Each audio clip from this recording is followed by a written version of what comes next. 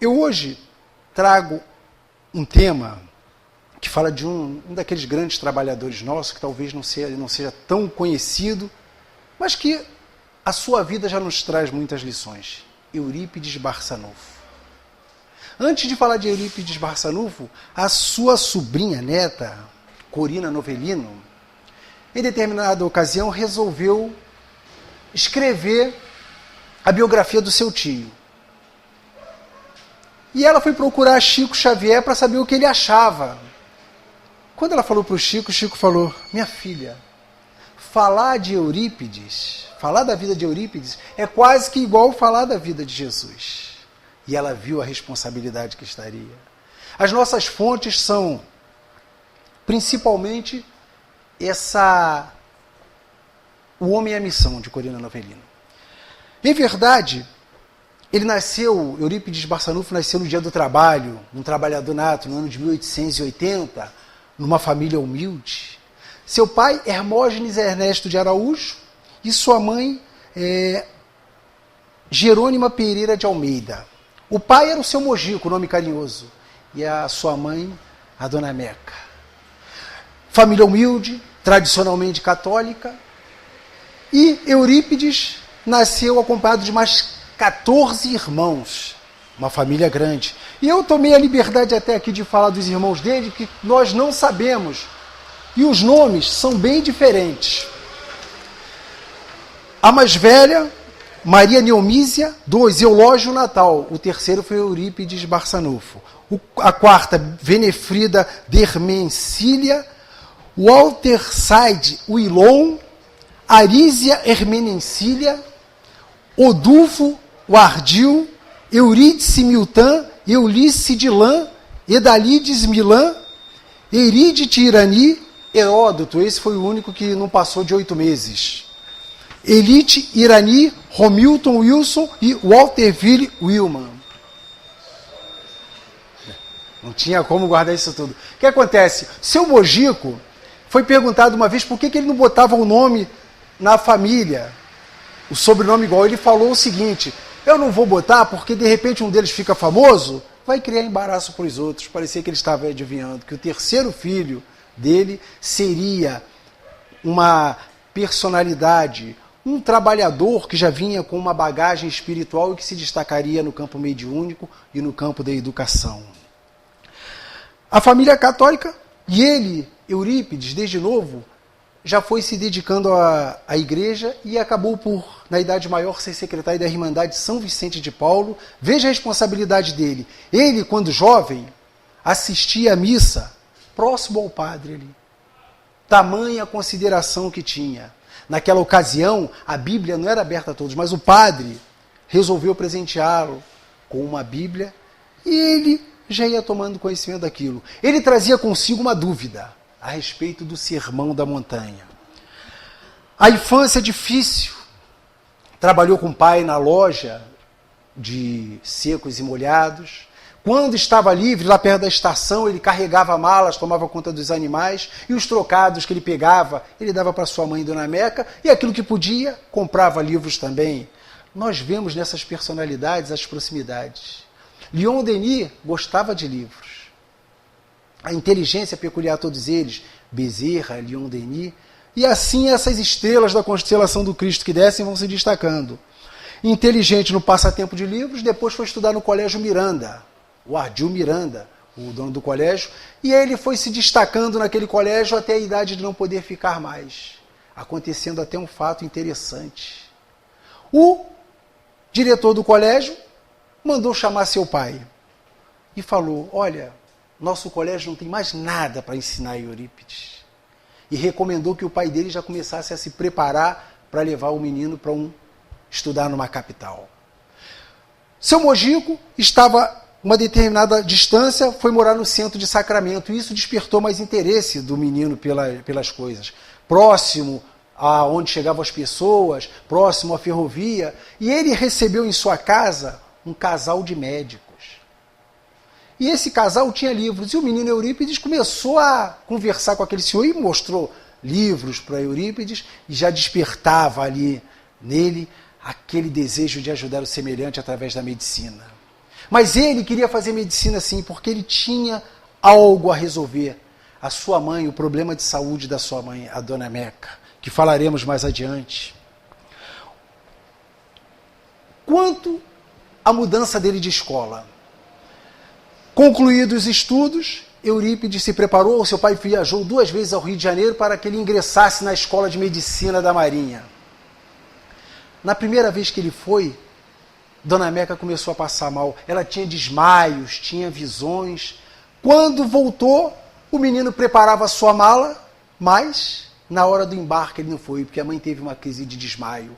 Ato nobre, ele abriu mão da sua carreira de iniciar a faculdade de medicina para ficar por conta da sua mãe. Mas botou o compromisso consigo.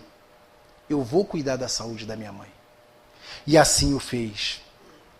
Foi coroinha da igreja com o padre Maia, de quem o padre Maia tinha muita afeição por ele, sabia todos os preceitos, mas de vez em quando ele interrogava o padre Maia a respeito de algo que ali incomodava, o Sermão da Montanha. Ele não entendia como podia Jesus falar que alguém poderia ser feliz sofrendo. Quando perguntava ao padre, o padre respondia dentro de um limite e só. E essa questão ficava com ele. Mas nesse contexto de Eurípides, antes da aproximação, vamos falar da Fazenda Santa Maria. A Fazenda Santa Maria era um local adquirido ainda na época do seu bisavô, e lá morava o tio dele, Frederico Peiró. O tio dele, tio senhor Mariano, na verdade. Tio senhor Mariano, ele já estava se imbuindo do lado espiritual, se aproximando da doutrina espírita. E nessa fazenda andavam acontecendo algumas coisas, alguns fatos que eram causados pelos médicos de efeitos físicos que estavam ali. Foi convidado numa ocasião Frederico Peiró, um espanhol que ele havia saído lá do seu país, era um anarquista lá, chegando ao Brasil, foi participar de uma reunião espírita antes disso, e nessa reunião teve uma mensagem que veio em castelhano, ninguém sabia. E ele estava lá, pôde traduzir. Era uma mensagem da sua mãe. E aquilo ali comoveu profundamente e ele resolveu se engajar no estudo da doutrina de Kardec. Os fenômenos que aconteciam lá, o tio de Eurípides, tio senhor Mariano, resolveu chamar Frederico Peiró para ver o que acontecia. Chegando lá, eram janelas que batiam, pedras arremessadas, vários fatos que aconteciam, lembrando até as meninas de Hydesville, as irmãs Fox, do que acontecia. E Frederico Peiró, conhecedor, procurou organizar. Aquele grupo, ele percebeu que naquelas pessoas, que eram todas parentes que moravam ali, parentes de Eurípides, eles possuíam cada um tipo de mediunidade, mas se concentrava muito ali a mediunidade de efeitos físicos. Junto com o tio senhor Mariano, eles organizaram um grupo, disciplinaram, porque o trabalho espírita tem a disciplina, aquela mesma disciplina dita por Emmanuel, e organizaram um grupo espírita ali. Ali surge o primeiro núcleo espírita, o Centro Espírita Fé e Amor, no ano de 1900, dirigido pelo tio de Eurípides, tio senhor Mariano. Vamos lembrar que o cenário daquela época era complicado. A doutrina espírita ainda sofria aquelas perseguições, assim como outras. O Código Penal de 1880 guardava aquilo como se fosse crime. Naquela ocasião tínhamos alguns brasileiros, né? Os nossos irmãos Bezerra de Menezes, Elias da Silva já tinha desencarnado, mas outros brasileiros que labutaram com ele para poder fazer com que o governo modificasse esse pensamento, e conseguiram. Que nós voltássemos a ter a nossa liberdade de expressão. Tratar o espiritismo como doutrina perniciosa e crime era voltar aos tempos da Inquisição, assim falara Bezerra de Menezes. E o tio senhor Mariano, pendendo para o lado dessa doutrina que eles chamavam de demoníaca, estava envergonhando a família. E aí eu volto a Eurípides. Eurípides tinha 3 problemas. O primeiro, a doença da mãe. O segundo, o tio dele que tinha, né, aderido a essa doutrina demoníaca. E o terceiro problema dele era o Sermão da Montanha, que ele não conhecia. Os trabalhos seguiam na Fazenda Peiró. Por ocasião, o tio dele teve que ir de lá, da fazenda, para Sacramento. E Eurípides pediu que a mãe dele deixasse a cama dele montada dentro do quarto, para que ele pudesse dormir com o tio dele e debater para tirar o tio dele desse pensamento, já que ele envergonhava a família com aquilo. E assim foi feito. Seu tio chegou, ficou no quarto de Eurípides e começou Eurípides a bombardear o tio, com os seus argumentos e o tio sempre conversando. Porém, naquela ocasião, um pouco antes, a fazenda havia recebido a visita de um representante da Federação Espírita Brasileira. Por quê? Chegou ao rio conhecimento de que ali já estava chegando o médium, o espírito do Dr. Bezerra de Menezes, pelo médium Aristides. E aquilo eles foram verificar. E esse dirigente da federação levou alguns livros e deixou lá. Verificado o fato, comprovado, o dirigente voltou e deixou como presente. Na ocasião em que o tio, o senhor Manuel, estava na casa de Eurípides conversando, diante dos bombardeios do sobrinho, que era um inteligente naquela época, já era poliglota, já estava já tinha montado um jornal na cidade, já participava da diretoria de São Vicente de Paula, ele falou: meu filho, você é um homem inteligente, eu sou um homem rude do campo. Eu não tenho condições de debater com você. Vamos fazer o seguinte, tome esse livro aqui e leia. Que livro era esse? Depois da Morte. Leon Denis, o consolidador e continuador do Espiritismo. Eurípides pegou aquele livro, abriu o prefácio. E ali já começou a ver palavras, via que aquela doutrina que o seu tio seguia não era qualquer doutrina.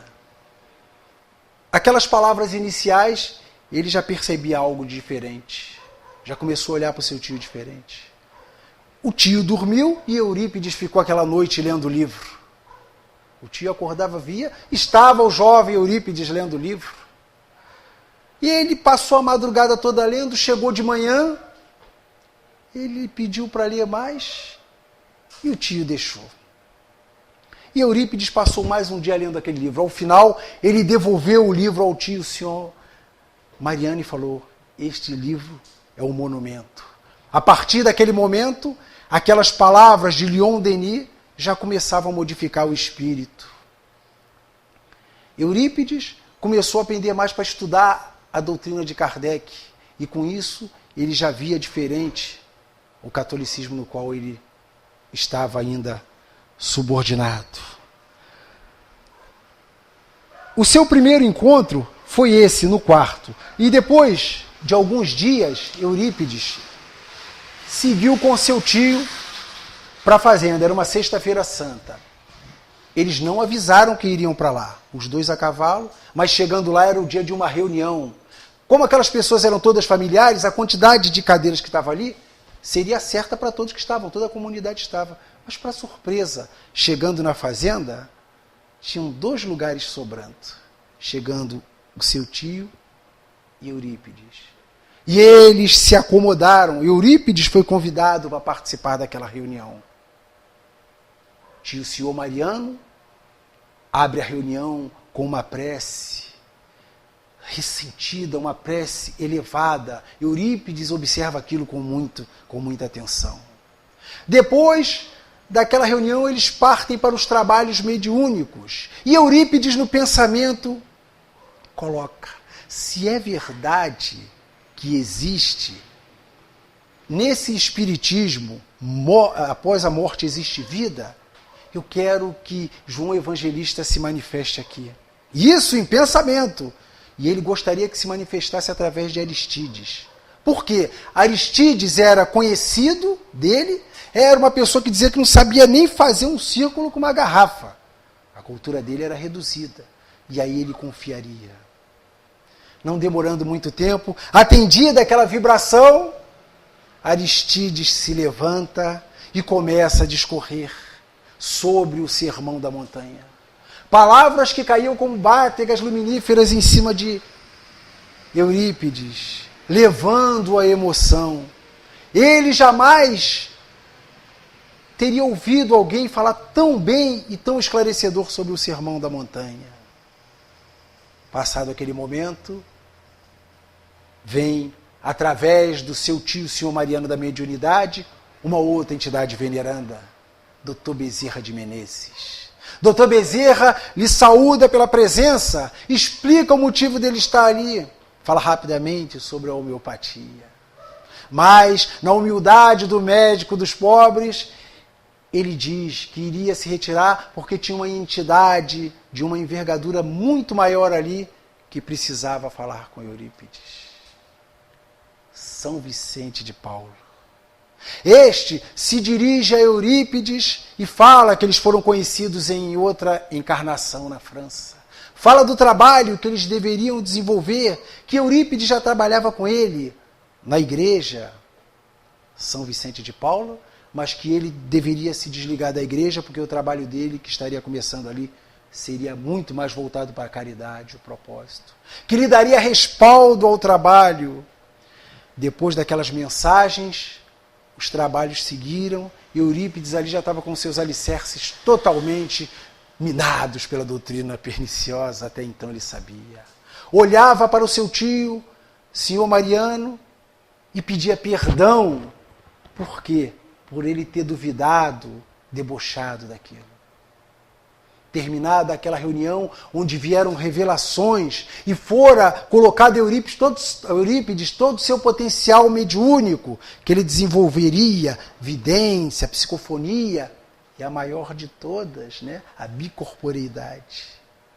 Terminada a reunião, já era tarde, naquele ambiente singelo, onde a mesa era uma porta que eles colocavam, mas o trabalho era sincero, Eurípides vira para o seu tio e fala: quem é Carlos?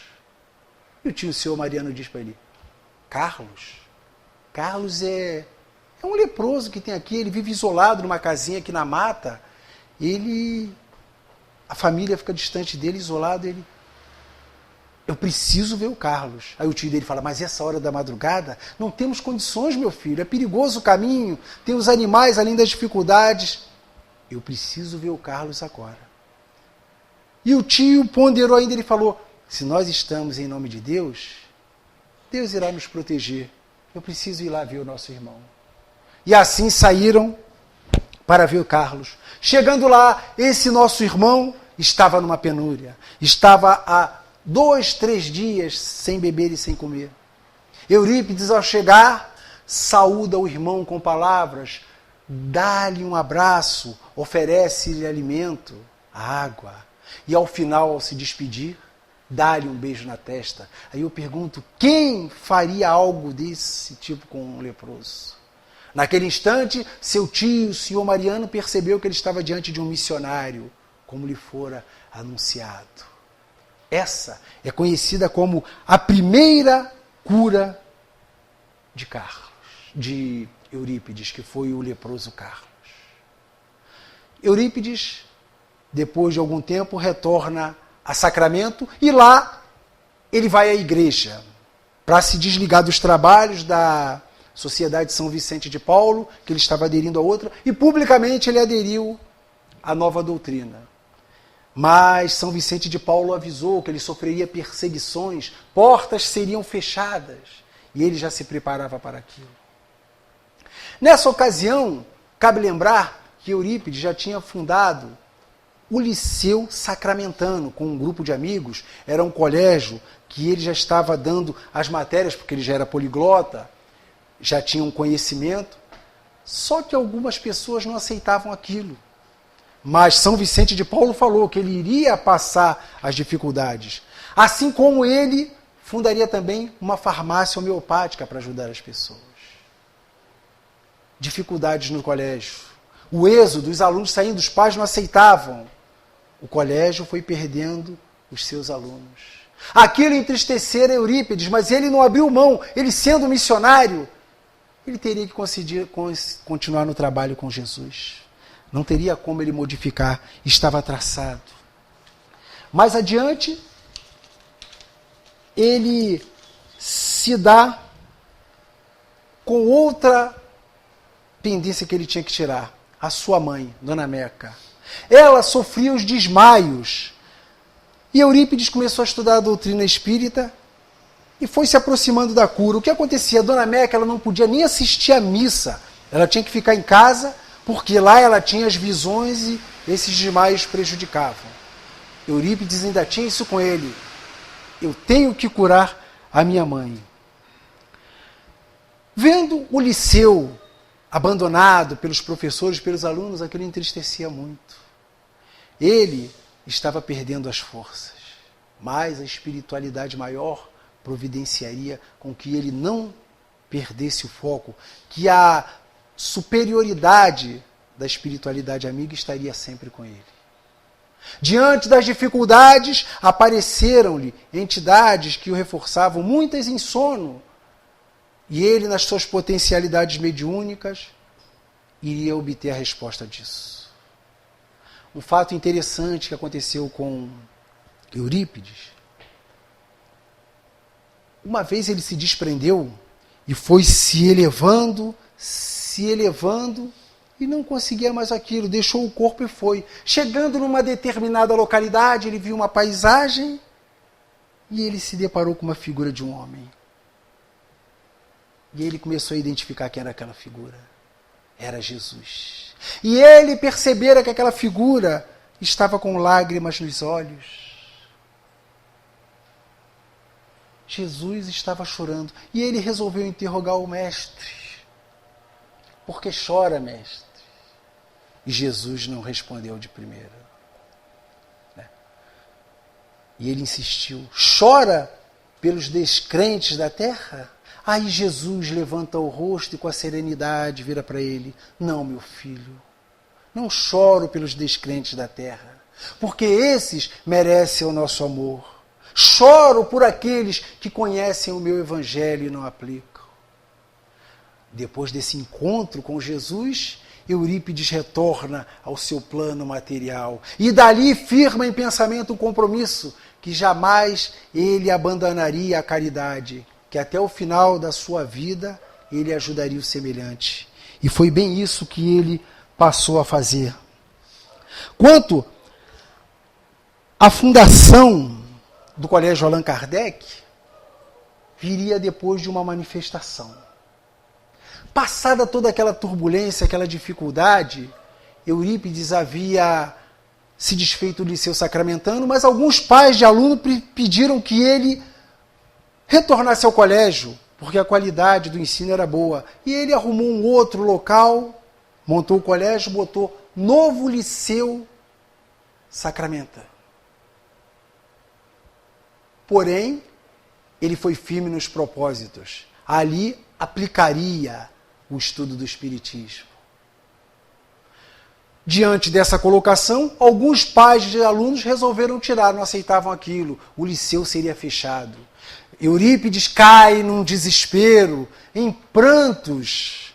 E naquele momento que ele estava se achando perdido, aparece uma entidade para ele, uma luz. E ele pensou que fosse alguma mistificação, que fosse algum espírito embusteiro que quisesse enganá-lo. Ele tentou se bloquear. Mas aquela entidade de superior, com uma vibração transcendental, toma-lhe pela mediunidade mecânica e a psicografia mecânica e vem a mensagem: meu filho, não feche o Colégio Liceu Sacramentano. Troque a placa. Ao invés de Liceu Sacramentano, coloque o nome de Colégio Allan Kardec, porque Liceu Sacramentano ainda está ligado às vaidades humanas. Institua toda quarta-feira o ensino do Evangelho do meu filho e introduza também o curso de astronomia. Eu lhe darei cobertura com o meu manto. Assinado Maria, a serva de Jesus. Retornando Eurípides, daquela mensagem ele cumpre imediatamente, manda confeccionar a placa, troca a fachada do colégio, o Colégio Allan Kardec, que estaria bem servido pela proteção da serva de Jesus. Institui os estudos bota o evangelho toda quarta-feira, e assim segue Eurípides. Os alunos começam a voltar, seus parentes lá da fazenda vinham participar dos estudos, os mais novos quanto os mais velhos, e aí acontecia uma coisa interessante. Narra-nos Corina Novelino, de uma pessoa idosa, que já era, na época era criança, que quando ele pregava, falava do evangelho, as pessoas escutavam na cidade, e essa criança perguntou: mamãe, de onde que é isso? E a mãe dela falou: é o espírita pregando. E vamos lembrar de Jesus quando falava e todos escutavam. Porque aqueles médiuns de efeito físico funcionavam como aquelas bocas de ferro que mandavam ao longe a mensagem. E aquilo fora refletindo. Os alunos estavam voltando para o colégio. Os professores estavam retornando. O colégio Allan Kardec devidamente protegido pelo manto de Maria Santíssima. Fundou também um grupo espírita no próprio colégio, mas aí começam os problemas. O primeiro caso foi a perseguição. Eurípides, Dr. Bezerra orientou a ampliar a farmácia homeopática. Então, na mesma rua que tinha a farmácia de Eurípides, que vivia cheia, mas ele não cobrava um centavo. Inclusive, com o que ele pagava, o custo dos remédios era o salário que ele recebia do seu pai, porque ele cuidava das finanças, do controle das lojas do pai dele, que já havia melhorado. E nessa mesma rua tinha a farmácia de um outro cidadão que representava o círculo católico. E esse senhor resolveu entrar na justiça contra Eurípides. Prática ilegal da medicina, o que não ocorria. Houve um desgaste muito grande, mas mesmo assim, a espiritualidade foi maior e mais forte. Lembremos do caso de Chico, que na década de 40 fora processado pela família de Humberto de Campos e sucumbiu. Não, voltou com mais força. Esse processo desgastou muito o nosso irmão, mas nem por isso ele passou. Caiu na mão de determinados juízes, mas antes a queixa ele teria que ir ainda à delegacia. Mas o que aconteceu? Esse processo ele iria prescrever. Por que ele prescreveu? Porque nenhum juiz tinha condição de dizer que ele estava fazendo errado. Alguns assistiram, e tem um detalhe importante que um dos biógrafos coloca. Alguns deles, depois de assistirem às preleções de Eurípides, se tornaram espíritas. E aí, quando eles se viam diante do imbróglio, iam passando até que esse processo iria prescrever. Um dos problemas que levaram para Eurípides solução foi a cura do coronel Azarias Arantes. Esse coronel ele estava com uma doença, uma enfermidade grave, que não nos narra na biografia, mas que os médicos haviam condenado. E Eurípides, através dessa cura, tomou maior notoriedade, o que incomodou a esse ciclo, movido naturalmente pelo lado religioso, já que eles não aceitavam. E essa cura chamou muito a atenção, criando mais um imbróglio para ele. Cabe salientar que esse espírito, há narrativas de que ele teria sido, em outra ocasião, Gaspar de Lavater. Gaspar de Lavater foi um colaborador de Kardec depois, no plano espiritual, mas teria sido contemporâneo de Pestalozzi. E Pestalozzi foi o orientador até então, de Hippolyte Léon Denisard, que seria o nosso Kardec. Eurípides adotou o seu sistema de ensino baseado no de Pestalozzi, mas ele não conhecia Pestalozzi. Aí nós vemos que a influência espiritual que guarda na essência da alma, ele trazia aquilo consigo, porque foi companheiro daquele que estivera lado a lado com Pestalozzi. Outro fato interessante, que ele teria sido um discípulo de Inácio de Antioquia, que foi um seguidor também de João Evangelista, trazendo consigo essa bagagem missionária. Não poderia ser um espírito que ficaria numa passagem efêmera pela terra sem deixar. Bem lembrou o nosso irmão, ele ficou de 1880 e desencarnou em 1º de novembro de 1918. 38 anos. Nós temos um trabalhador espírita de Brasília que na palestra dele ele fala algo interessante. Ele fala que o que ele fez em 38 anos, ele não faria em 3.800 anos, e é verdade. Ele, no seu primeiro contato, numa reunião, já fora chamada a sua responsabilidade mediúnica. E logo depois já partiu para a cura. A homeopatia é muito trabalho para um irmão que não tinha o apoio da família. Lembrando da família, ele não tinha o apoio ainda no espiritismo. O pai dele não aceitava e falou para a mãe dele: Meca, vai lá, conversa com seu filho, tira ele dessa doutrina. Isso não é certo, tem vergonha da família. E Dona Meca foi conversar com o filho amado. O que aconteceu? Depois de uma conversa, ela voltou e falou: olha, se você quiser, conversa com ele, viu que eu conversei com ele, agora eu sou espírita também, então vai lá e tenta. Foi o que aconteceu com ela. E o pai depois foi entendendo, começou até compreender o filho e ver que ele estava numa doutrina que realmente era relacionada a Jesus. Mas isso ainda demorou algum tempo.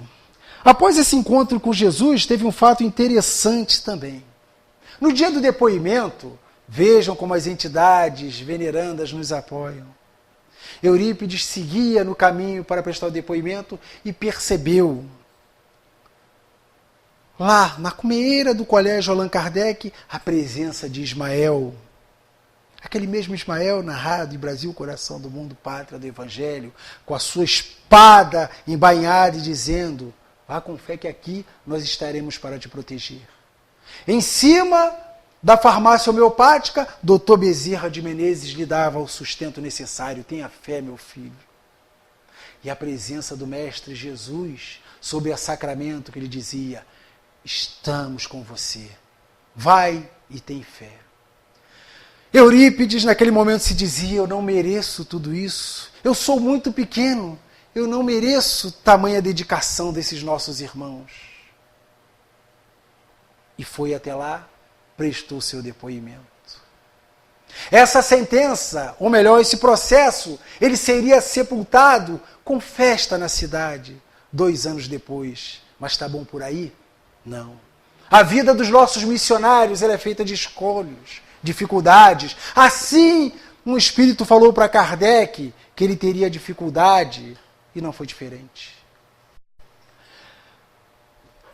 Aqui temos o nosso irmão, o padre Iag, Frederico Iag, de Campinas. Ele era um palestrante, gostava de debater. E ele falava sobre essa doutrina, a doutrina espírita, que ela é uma doutrina diabólica. Até aí tudo bem. Mas quando ele falou, enquanto ele falava de Eurípides, para Eurípides não tinha problema. Quando ele resolveu atacar a doutrina espírita, Eurípides não aceitou. E foi marcado um debate na praça, em frente à igreja, próximo ao Coreto. Reuniram-se 2.000 pessoas. Eurípides aceitou o desafio do debate. Lá, deu a palavra ao padre Iag e ele começou a falar. Falou mal da doutrina, falou mal de Eurípides, e Eurípides, na sua superioridade espiritual, aguentou tudo aquilo quieto, deixando o nosso irmão falar. Terminadas as palavras do nosso irmão, Eurípides se levantou, e antes de qualquer duelo de palavras, ele pediu em prece que se mantivesse a paz, que estavam ali não como gladiadores, mas sim como adversários de ideias e não como inimigos. Eurípides saudou o ambiente, saudou a figura do padre e depois discorreu sobre o que era a doutrina do Cristo. Falou sobre os propósitos de Jesus quando, em suas palavras, anunciara a importância da vida futura.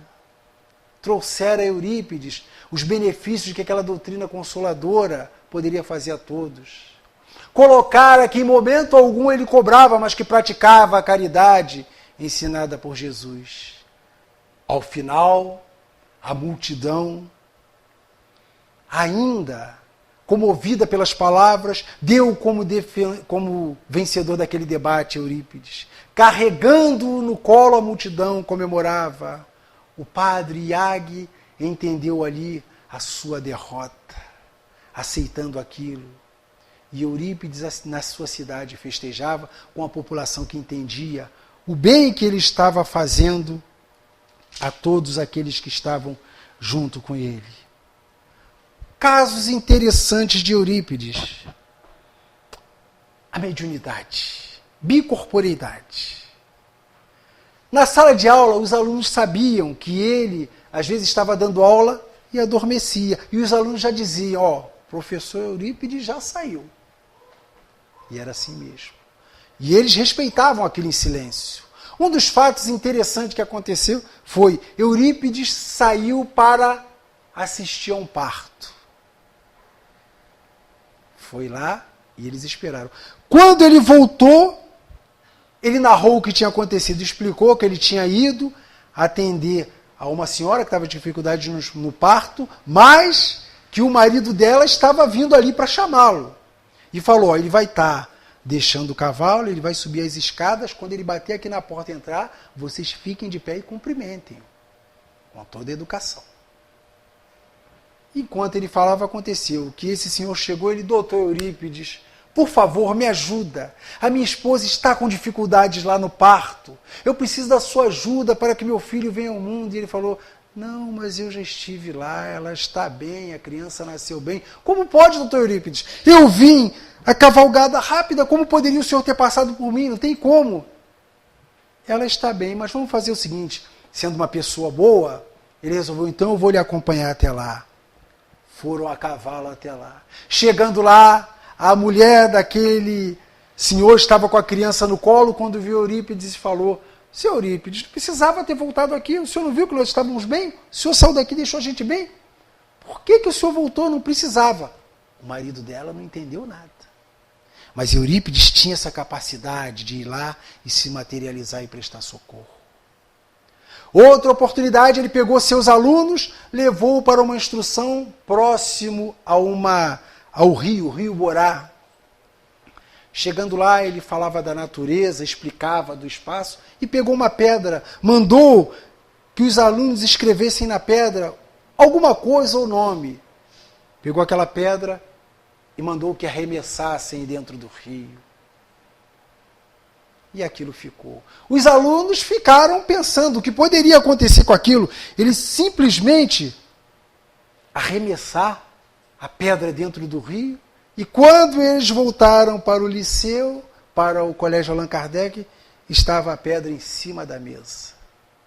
Ficaram impressionados com a capacidade de materialização daquele irmão. E a vibração transcendental dele, a história de um outro rapaz que, com uma faca na mão, avantajado fisicamente, estava sendo controlado por 6 homens que precisavam segurar. E ele já pegava aquele homem possuído e levaram até a frente do Colégio Allan Kardec. Chegando lá, chamaram Eurípides. E Eurípides, chegando, olhando aquele homem, falou, podem soltá-lo. E os homens disseram, impossível, senhor Eurípides, não podemos fazer isso. Ele é violento. Eurípides, pode soltar. E assim o fizeram, soltaram. Tamanha vibração de Eurípides. Aquele homem, quando se soltou Eurípides, caminhava em cima dele, sob os olhos assustados daqueles que o seguravam. E Eurípides falou, venha meu irmão, venha comigo. E aquela figura agressiva se tornou amável. Eurípides pegou e levou para dentro do colégio, onde no subsolo tratou dele. Um processo obsessivo. Nós vemos que essa vibração transcendental não parava por aí. Após essa sua palestra com o padre Feliciano Iag, cabe salientar que numa das biografias diz que esse padre depois, no particular, procurou Eurípides e também reconheceu. Não publicamente, mas ele reconheceu a superioridade e o que havia feito estava realmente indo em encontro a uma doutrina que viera trazer a melhoria da população. Eurípides foi absolvido. Esse processo, como eu disse, foi simbolicamente sepultado em praça pública. Todos comemoraram, inclusive aqueles agentes da justiça que estavam para condenar Eurípides e se tornaram espíritas. Mas o tempo vai passando. Um dia, Eurípides foi convocado a ir ao plano superior. Vicente de Paulo. E o que ele fez? Deixou seu corpo, pediu para que Dona Amália, sua secretária, fizesse as anotações enquanto ele falava. Elevou-se a um plano superior, via paisagens belas, paisagens que eu nunca tinha visto, nem na subida anterior com Jesus. Vicente de Paulo levou-o para uma excursão, e no final dessa excursão dissera para ele: aqui é seu novo plano, é chegado o fim da sua missão. Passando para ele, inclusive, o dia que iria ocorrer o seu desencarne, que seria no dia 1º de novembro de 1918. Recebidas essas impressões, ele se preocupava muito em proteger aqueles a quem ele tinha afeição. Ficou com isso guardado, essas anotações. Naquela ocasião, tivemos a gripe, apelidada jocosamente espanhola, essa que nós temos hoje aí, essa gripe aí, faltou o nome agora dela, H1N1. E os portugueses a apelidaram de gripe espanhola. E ele começou a atender. E essa gripe chegou a Sacramento através de um cidadão que fora hospedado num hotel, pertencente a uma amiga da família, e ele chegou, passou mal e Eurípides foi atender. E aquilo passou para outras pessoas. E Sacramento acabou ficando contaminada. E Eurípides continuou atendendo. Ali pelo dia 24 de outubro do ano de 1918, ele estava atendendo e começou a ter os sintomas dessa gripe. Mas continuou no seu trabalho. Ele estava ficando abatido fisicamente, mas dizia, quando as pessoas falavam: Eurípides, vai se cuidar, eu não posso, eu não tenho o direito de deitar e abandonar meus irmãos que precisam. A família preocupada e ele firme no seu trabalho, atendendo milhares de pessoas. Há relatos de que naquela ocasião, cerca de 25 a 50 milhões de pessoas fizeram a sua passagem por essa gripe.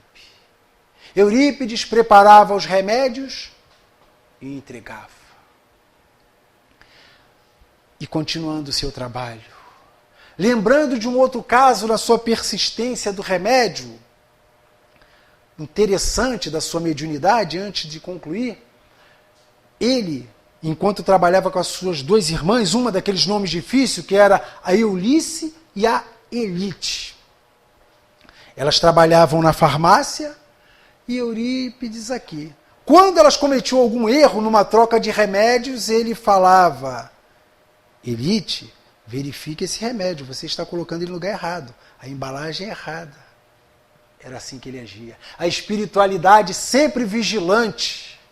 E ele, que tinha esse potencial para receber até a mensagem de quando iria desencarnar, continuou firme.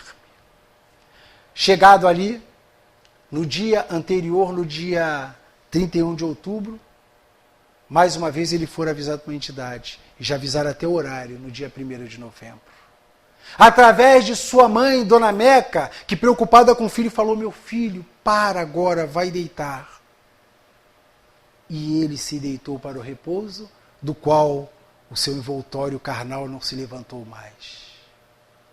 Eurípides desencarnou. A tristeza se espalhou pela pequena Sacramento. Milhares de pessoas iam para ver pela última vez aquele irmão. Que ali estava a matéria, lembrando até o discurso de Camille Flammarion, quando tinha aos pés o corpo do codificador, e pensavam que agora este corpo que está aqui não vai poder mais proferir as palavras belas, não vai poder transmitir mais o seu carinho pela sua força motora. E assim as pessoas olhavam. Nessa ocasião, Dona Meca já estava curada do seu problema. Soube entender o que ia acontecer naquele momento de transe do seu filho. Ela, que trabalhou também no laboratório, nas reuniões mediúnicas, sendo apontada pelo filho como uma capacidade mediúnica muito maior do que a dele. Estava em corrente com seus irmãos trabalhadores, de repente o coração de mãe faz com que ela largue a corrente, vai lá, se debruça próxima à cabeça do seu filho e fala: meu filho está morto. Naquele momento, abate-se o sentimento de mãe. Mas logo ela se recupera e retorna para a corrente e fortalece aquele irmão no seu momento solene, como diz Leon Denis. Das 5 horas da manhã, quando foi o seu desencarne, início do velório, até as 17 horas, todas as pessoas puderam lamentar. Eurípides fora sepultado em Sacramento, e a pedido de Dona Meca, que todos pudessem ter oportunidade de ver o filho. Aquele filho que se dedicou tanto.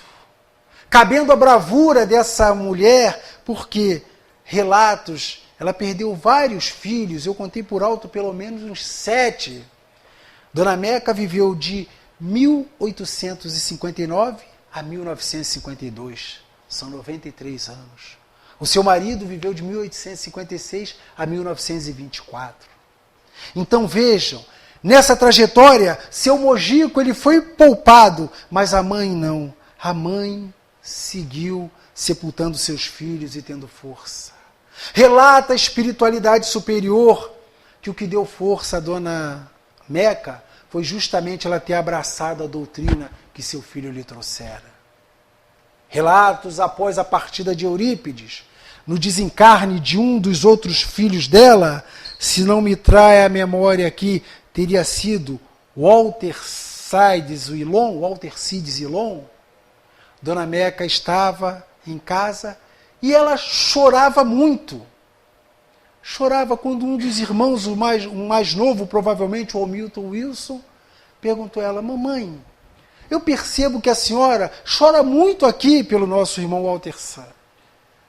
Mas a senhora não chorava assim pelo Eurípides.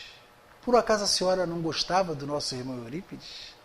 E ela respondeu com a clareza de um espírito que traz uma bagagem solidificada: não, meu filho, não é isso.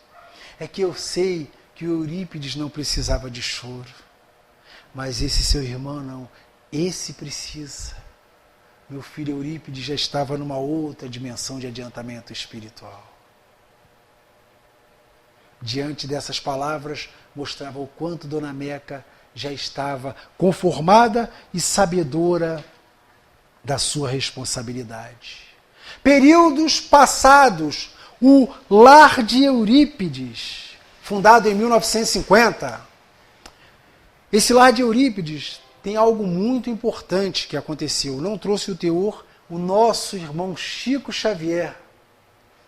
Nessa ocasião, Chico esteve lá e recebeu uma psicografia de Eurípides, que ele narrava a beleza, a pulcritude como ele via o plano espiritual, colocava as suas energias maravilhosas naquele lar que faria muito bem, se compromissava em estar no plano espiritual e trabalhando em prol dessa humanidade sofredora. E outro fato interessante foi que, no plano espiritual, Eurípides fundou Sanatório Esperança. O Sanatório Esperança é aquele que acolhia os nossos irmãos, principalmente os nossos irmãos espíritas. Precisava-se desse apoio, porque muitos poderiam achar: eu como espírita eu estou salvo. Não, nós não temos privilégios.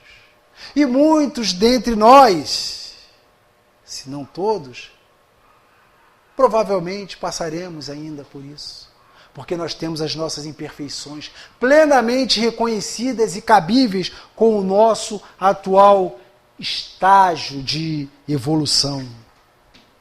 A missão não estava concluída de Eurípides, não. No começo, quando eu falei os nomes dos irmãos dele, é porque, na verdade, todos esses irmãos tiveram participação importante. Os mais velhos, no apoio a Eurípides na organização doutrinária, na organização do colégio, até os que nasceram quando Eurípides já estava mais velho para desencarnar. Aqueles que nasceram depois deram continuidade ao Colégio Allan Kardec. O Colégio Allan Kardec, o primeiro colégio espírita do mundo. Aqui, em Sacramento, a excelência na qualidade do ensino. A preservação dos propósitos ensinados por Kardec, porque ele não abriu mão do compromisso que ele tivera com Jesus quando seguira João Evangelista, através de Inácio de Antioquia, e ele foi firme, como fora firme em uma outra encarnação atribuída a ele, Rufo, aquele escravo arrastado, narrado Cristo, sobre os olhos prazerosos e sanguinários de Tassiano. Aí nós vemos que esse nosso irmão a todo momento esteve ao lado de Jesus. Compreende-se muito bem o porquê dessa existência ter sido marcada como apóstolo da caridade, apóstolo da educação, fiel aos ensinamentos de Pestalozzi, irmão de Allan Kardec, protegido de Dr. Bezerra de Menezes, Vicente de Paula, contato com entidades superiores, Maria Santíssima, Celina Enviada, e outras entidades, como os nossos filósofos, Platão, Sócrates, entre outros que, se nós fôssemos falar aqui, teria os evangelistas, os seguidores mais próximos de Jesus. No seu retorno ao plano espiritual, para aqueles que ficaram, entendem a importância de Eurípides. O que ele precisou fazer para que nos desse uma condição de entendermos o que é a bondade do Pai de amor e caridade e entendermos a importância da nossa transição. E é essa transição que eu encerro esse nosso encontro, esse nosso banquete espiritual dessa noite. Maria Dolores, através da transição, diz: o mundo, em múltiplas crises, por muito apoio arrecade. É um barco na tempestade sob vasta escuridão. A bordo, somente a fé. Não se alarma e nada teme, sabendo Jesus no leme, conduzindo a embarcação. Entre os viajores ansiosos, surgem cruéis desavenças. Discutem pessoas tensas quanto às rotas por buscar.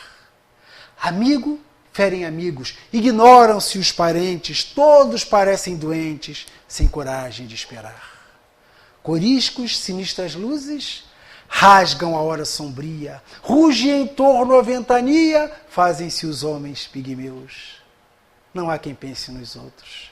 A multidão se atropela, clamando por bagatela, ninguém pergunta por Deus. Assim é a terra de hoje, em transição desmedida. É a vida mudando a vida, buscando equilíbrio e paz. Sofres as marcas da sombra na tua própria vivência.